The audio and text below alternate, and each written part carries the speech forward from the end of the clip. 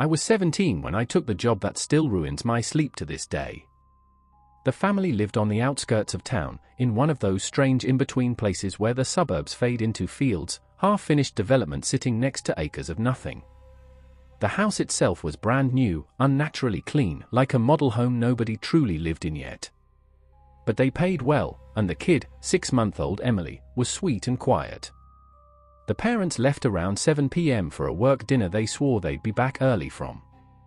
I settled on the couch, turned on the baby monitor, and scrolled through my phone. Easy night. About an hour in, I heard something through the monitor. Not crying. Not babbling. A click. Then another. Like someone tapping the microphone. I froze. Then Emily started whimpering. I got up and checked her room. She was fine, eyes half open, tiny fists clenching her blanket like she'd had a bad dream. I soothed her and went back downstairs. A few minutes later, the clicking started again. This time followed by breathing. Slow. Heavy. Not a baby's breathing. Someone who inhaled like they had damaged lungs, like each breath was wet. I grabbed the monitor, lowered the volume, raised it again. The breathing got louder. Hello? I whispered into the monitor, not sure why. The breathing paused. Then, through the static, a voice whispered back.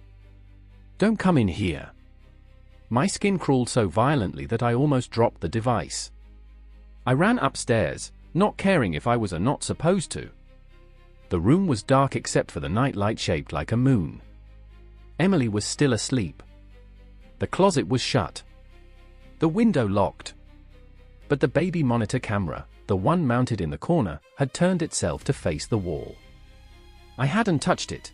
There were no cords dangling, no pets in the house, no other kids. I slowly turned it back toward the crib and hurried out, locking the nursery door from the outside. I didn't know why, just instinct. Downstairs, the monitor stayed quiet for half an hour. Then something new came through. Footsteps. Slow ones. Across hardwood floors. But the nursery had carpet. The footsteps kept going, steady, deliberate, until they stopped. Right outside the nursery door. I sprinted halfway up the stairs but froze when I saw it, something sliding out from under the door. A finger. Long, bony. Moving. Dragging across the floor like it was searching. Emily woke up then, crying loudly.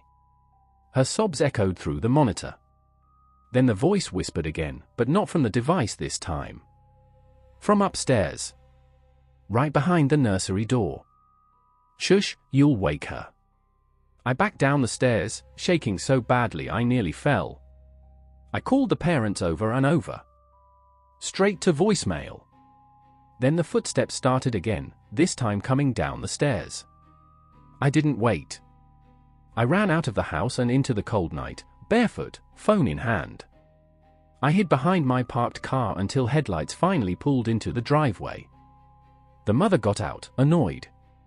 What are you doing outside? Why's the front door open? I couldn't speak. I just pointed at the house. The father went in first. 30 seconds later. Why is the baby monitor unplugged? It wasn't. When I followed him in, the monitor was sitting on the floor in pieces. The nursery door was wide open. Emily was asleep again. The father checked the security cameras. Every file from that night was corrupted. They accused me of panicking over nothing. They didn't hire me again. But 2 months later, the house went up for sale. And every babysitter who took a shift before me left early. The listing description says, quiet home. Minor electrical issues. But I know what I heard that night. I took a babysitting job 3 days before Christmas for a family I barely knew. The mom worked nights as a nurse, the dad was away for the holidays. They had a 5-year-old boy named Jonah, quiet kid, obsessed with dinosaurs. I arrived at 8 p.m. Light snow was falling outside, the kind that makes everything seem softer and quieter. Jonah was already in pajamas and drawing at the kitchen table. "When you put him to bed," the mom warned, "keep the curtains closed. He gets scared of the window at night." I thought nothing of it. Until bedtime. I tucked Jonah in, read him a story, turned on his lamp.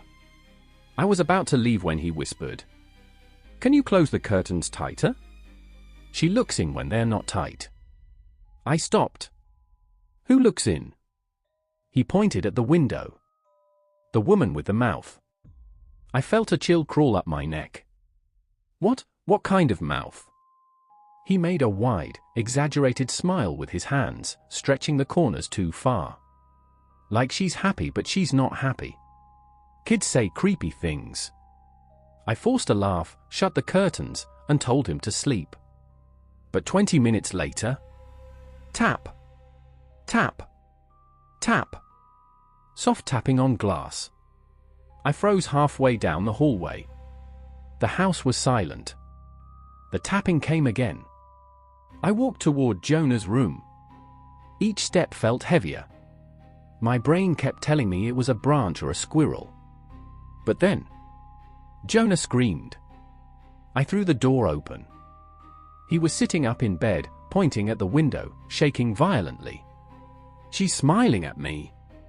"Don't open it." I didn't want to look. But I did. And for a split second, the silhouette of a woman stood outside the window, tall, thin, pressed close to the glass.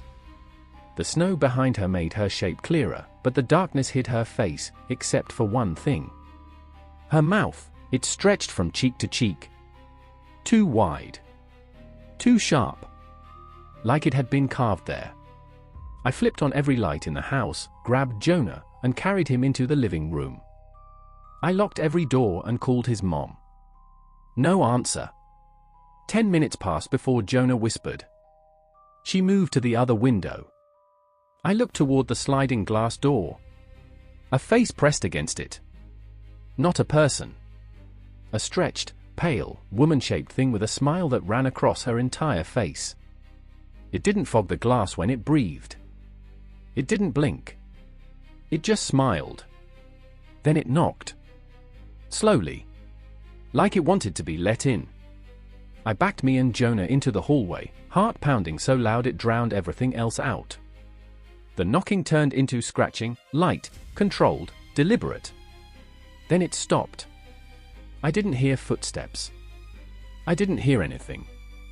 The silence was worse. Finally, the mom called back. I told her everything. She didn't even sound surprised. She just whispered, "Has he been talking to her again?" "What? Who?" She took a shaky breath. We lived near the woods before this. Jonah kept telling us a smiling woman watched him from outside. My husband saw something one night. Something tall. Pale. Wrong. We moved a month later. But Jonah says she still follows him. Silence. She only comes when it snows. My skin prickled. The woman was gone from the glass door. But the snow outside was falling harder now. I kept Jonah with me until the mom got home at dawn. She rushed him into the car and they left without a word. That house is empty now. But whenever it snows, really snows, I swear I see a tall figure across the street. Watching. Smiling. Waiting for a window left just a little too open. Most babysitting gigs are boring. This one almost killed me. It was a massive 3-story house in an old neighborhood, way too big for a family with one 8-year-old girl. The mom, Dr. Moore, was strict and cold. The dad traveled constantly. Their daughter, Lily, was polite but strange. The first thing Dr. Moore told me, keep her out of the 3rd room down the hall. The door stays locked. Understood. I nodded. No explanation. No reason. Just an order. The second thing she told me, If she asks you to check the room, do not open it." I laughed nervously. She didn't. The parents left at 6:30. I made dinner, Lily barely spoke, then she asked to play hide and seek. Normal kid behavior. Until, during the second round, she whispered from inside her hiding spot. "He's awake tonight." "Who?" She pointed down the dark hallway. "Room 3. I tried to brush it off. "Your mom said we're not allowed in there." "That's because he talks to me." "Who?" She stared past me, pupils shrinking. "The boy that lives in the wall." My stomach dropped. "Lily, nobody lives in the wall." She tilted her head. "He knocks at night. When I'm supposed to be asleep. His nails slide inside the vents." Before I could respond, a loud clang came from the hallway. We both jumped. Another clang. Then a dragging noise, like furniture being pulled across wood, but the entire upstairs was carpet. Lily whispered, "He's moving again." I grabbed her hand and pulled her to the living room, turning on every light. Then the footsteps started. Slow. Heavy. Coming from the third room. I held my breath. A shadow moved under the door. Not a normal shadow. Lurching, uneven, like someone crawling instead of walking. The doorknob began to turn. Once. Twice. Slow. Deliberate. I ran to the kitchen, grabbed the heaviest knife I could find, and dialed 911. Before the operator picked up, the door at the end of the hall creaked open. Something stepped into the hall. It didn't look human at first, too thin, too tall, neck bent the wrong way like it was searching the air. Long arms hung down past its knees. No clothes. Skin grayish like old paper. Matted hair covering most of its face. Then it sniffed. Loud. Wet. Searching. I covered Lily's mouth before she screamed. The creature turned its head slowly, vertebrae cracking like twigs. Then it whispered, voice raw and broken. "Where is she?" I pulled Lily behind the couch and held her against me. The thing dragged its feet across the carpet, heading toward the living room. Closer. Closer. It stopped on the other side of the couch. Breathing inches away. Then, the front door opened.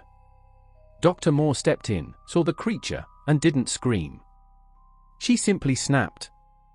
Back. The creature shrank instantly, lowering itself to the floor like a scolded animal. She grabbed a long metal rod hidden inside the closet and pointed it at the thing. "You leave her alone."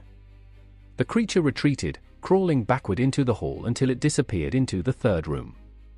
The door slammed shut on its own. My legs gave out. "I'm calling the police." "No," she said sharply. "No police." "What was that?"